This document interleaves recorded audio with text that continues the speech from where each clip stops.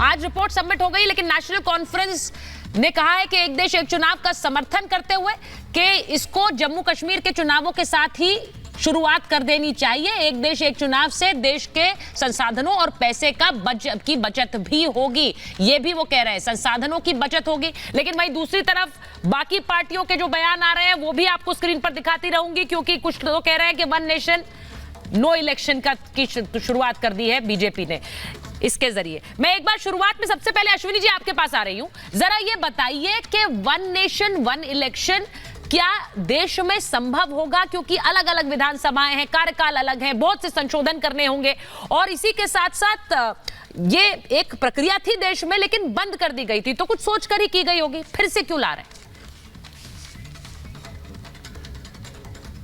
नहीं, ये प्रक्रिया शुरू नहीं हुई सुचरिता जी। वन नेशन इलेक्शन पहले चल रहा था। हाँ। बीच में कुछ विधानसभाएं भंग की गई आर्टिकल 356 का उपयोग करके, और ये जो पूरा सीक्वेंस गड़बड़ाया है ये भी कांग्रेस ने डिस्टर्ब किया था। उस समय जब मन करता था कांग्रेस राष्ट्रपति शासन लगा देती थी, जब मन करता था इलेक्शन करवाती थी, इसलिए पूरा सीक्वेंस डिस्टर्ब हो गया। अदरवाइज भारत में वन नेशन वन इलेक्शन शुरू के 15 साल तक चल रहा था। अब बात यह है कि क्या दुनिया में होता है कि नहीं, तो दुनिया के 48 देशों में वन नेशन वन इलेक्शन होता है, और फिक्स है, इलेक्शन की डेट भी फिक्स होती है, इलेक्शन का दिन भी फिक्स होता है।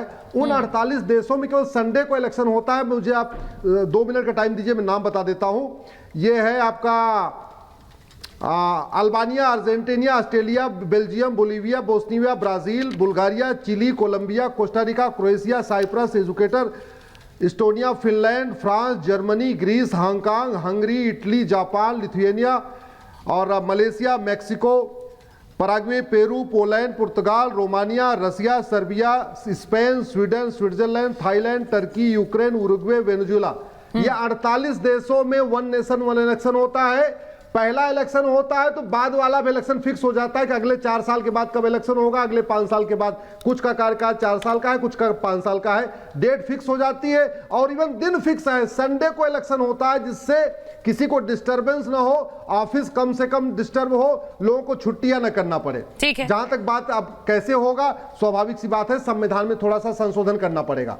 अब संविधान में संशोधन जो करना है, हाँ। उसके लिए 2/3 बहुमत चाहिए लोकसभा में, 2/3 चाहिए राज्यसभा में। राज्यसभा में इस समय एनडीए के पास 117 सीट है, तो राज्यसभा में तो जो सिंपल मेजोरिटी से भी 4 सीट कम है। राज्यसभा में सिंपल मेजोरिटी 121 की होती है, हर एनडीए के पास 117, तो 4 सीट कम है। तो दूसरा ऑप्शन क्या है? दूसरा ऑप्शन यह है कि संविधान में संशोधन के लिए आप लोकसभा और राज्यसभा का ज्वाइंट सेशन बुलाइए। ज्वाइंट सेशन में आप 2/3 मेजोरिटी प्रूव करिए। तो ज्वाइंट सेशन में 2/3 मेजोरिटी प्रूव करने के लिए आपको चाहिए 521 सांसद। अब राज्यसभा में होगा 117, 521 में से 117 निकाल दीजिए तो होते हैं 404। 404 का मतलब जो 1984 में राजीव गांधी जी को जो 404 सीट मिली थी, हाँ। वही इस बार अगर 404 हो जाएगा तो आने वाले टाइम में वन नेशन वन इलेक्शन भी होगा, one nation one civil code भी होगा, one nation one police code भी होगा, one nation one tax code भी होगा, one nation one education code भी होगा। मैं आपका सवाल लेकर जा रही हूँ प्रेम कुमार जी, एक बार जल्दी से बताइए जो बात अश्विनी जी ने कही, क्योंकि सिद्धार्थ जी को स्क्रीन पर लीजिए। मैं एक चीज पूछना चाह रही हूँ, सिद्धार्थ जी के पास जाऊं उससे पहले, वन नेशन वन इलेक्शन है, आप क्यों, कांग्रेस पार्टी है क्यों कह रही है वन नेशन नो इलेक्शन की तैयारी कर ली बीजेपी ने? देखिए, उससे पहले ये बताना जरूरी कि देखिए अश्विनी उपाध्याय जी जो बोल रहे हैं गुमराह कर रहे हैं। अच्छा, कहाँ कर रहे हैं? 100 पॉइंट कर रहे हैं। कह रहे हैं कि पहले देश में वन नेशन वन इलेक्शन था। अगर था वाली पोजीशन होती तो खत्म ही नहीं होता। कि कोई स्थिति यूं ही बन जाना, बाय डिफॉल्ट बनना और अब कुछ कानून बना के बनाना, दोनों में बहुत फर्क होता है। अगर वन नेशन वन इलेक्शन होता तब तो डेफिनेटली वो कभी नहीं, कोई भी राष्ट्रपति शासन लागू करने से या कुछ से नहीं खत्म होता। दूसरा, एक तो ये गुमराह कर रहे हैं वो मैंने कहा। दूसरा ये है कि जो राष्ट्रपति शासन की बात करें कि कांग्रेस ने ऐसा कर दिया, आप पूरी हिस्ट्री निकाल के देखिए ना कि विपक्ष का भी शासन रहा, जनता पार्टी का भी रहा, बीपी सिंह का भी समय आया, वाजपेयी जी का भी समय आया। हर शासन में राष्ट्रपति शासन और परसेंटेज निकालिए, कांग्रेस से किसी का भी कम नजर नहीं आएगा। तो दूसरा पॉइंट। तीसरी बात है कि आज की तारीख में मान लीजिए जैसे मणिपुर है, मणिपुर में घटना घट गई, वहां राष्ट्रपति शासन लागू करना जरूरी है, लेकिन हम नहीं करेंगे क्योंकि वन नेशन वन इलेक्शन का अभी से आपने कैसे अज्यूम कर लिया नहीं लागू करेंगे? नहीं, ये कैसे अज्यूम कर लिया आपने? अभी तो रिपोर्ट ही सबमिट हुई है, अभी तो ये भी नहीं पता कि ये चुनाव होगा कब। इलेक्शन का मतलब क्या है? नहीं, सारे चुनाव एक साथ होंगे। आपने कहा one nation no election, Congress party कह रही वन नेशन नो इलेक्शन।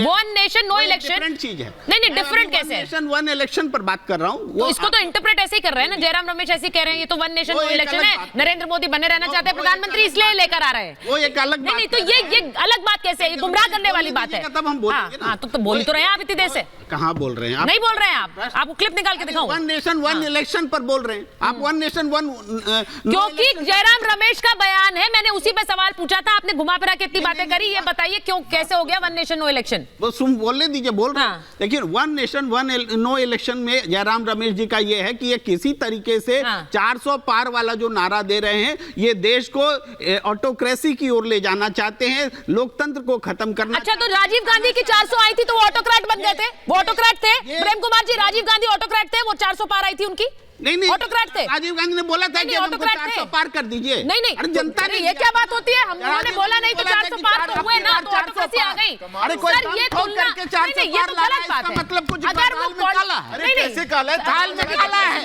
आपको कह रहे हैं ऑटोक्रेसी चुनाव लड़ा जाता है। मैं सुचरिता जी एक बात पूछता हूँ, अब सुन लीजिए प्रेम जी। चुनाव लड़ा जाता है जीतने के लिए। ये कैसा आर्ग्यूमेंट हुआ कि हम कह रहे हैं कि हम 400 पार करना चाहते हैं तो हम ऑटोक्रेट है? राजीव जी की 400 पार हो गई थी पर वो ऑटोक्रेट नहीं है, ये तो कोई आर्ग्यूमेंट नहीं हुआ। और इसीलिए जब प्रेम जी जैसे लोग जो वैसे विश्लेषक हैं और समझदार लोग हैं और वो ये कहते हैं कि देश में तो वन नेशन वन इलेक्शन नहीं था, तो 52 का चुनाव एक साथ कैसे हुआ? 57 का कैसे हुआ? 62 का कैसे हुआ? 67 का कैसे हुआ? कैसे हुए 4 चुनाव एक साथ? देश के संविधान निर्माताओं ने तय किया था कि सारे चुनाव एक साथ होंगे। एक बात वो नई अनुमान लगा पाए थे कि कांग्रेस पार्टी 15-20 सालों में ही ऐसा हो जाएगी कि 68 और 69 में विधानसभाओं की सरकार को गिरा देगी और तब ये सारा तंत्र बदल जाएगा। आज एक साथ अगर हम देश के सभी चुनावों को करते हैं, उनके फायदों पर आप बात करें तो समझ में आए, उसके नुकसानों पे बात करें तो समझ में आए, पर एक कमेटी ने 191 दिनों में शोध करके 18,000 पन्नों से ऊपर की रिपोर्ट देश की राष्ट्रपति को सौंपी और आपके नेता आकर के कह रहे हैं one nation no election, one nation no election. अरे ये हमारे देश की डेमोक्रेसी की मैच्योरिटी है क्या? या हमारा कभी भी विपक्ष किसी तर्क पर आकर, तथ्यों पर आकर किसी चीज का विरोध कर सकता है, पर आज जो एक फैशन हो गया है, कोई भी चीज ले आओ, कोई भी कानून ले आओ, हमें उसका विरोध करना है, हम कहेंगे अरे ये तो ऐसा है वैसा है, तानाशाही हो गई, ये हो गई वो हो गई। अरे कोई फैक्ट पर बात करिए, कभी किसी के मेरिट डिमेरिट पर बात करिए तो बात समझ में आएगी। पर ये जो आपकी विफलता है, ये जो आपकी कमजोरी है, ये जो बौखलाहट है, ये आपको 400 पार तो छोड़िए 450 तक भी हम पहुंच जाएंगे क्योंकि आपकी हालत देखिए मैं एक चीज बता दूं कि असदुद्दीन ओवैसी ने भी एक हमला किया है, क्योंकि संजय मिश्रा जी भी आ गए, मैं किशोर जी आपके पास आऊंगी, जरा एक खबर बता दूं असदुद्दीन ओवैसी ने क्या हमला किया है एक देश एक चुनाव पर। उन्होंने विरोध करते हुए किया है, उन्होंने कहा है कि एक देश एक चुनाव से संघवाद को खतरा है, संघवाद खत्म हो जाएगा, देश में एक पार्टी का शासन हो जाएगा, सरकारों के अंदर 5 साल के लिए जनता का डर ही खत्म हो जाएगा। वो कह रहे हैं एक पार्टी रूल के लिए ला रही है वन नेशन वन इलेक्शन। अब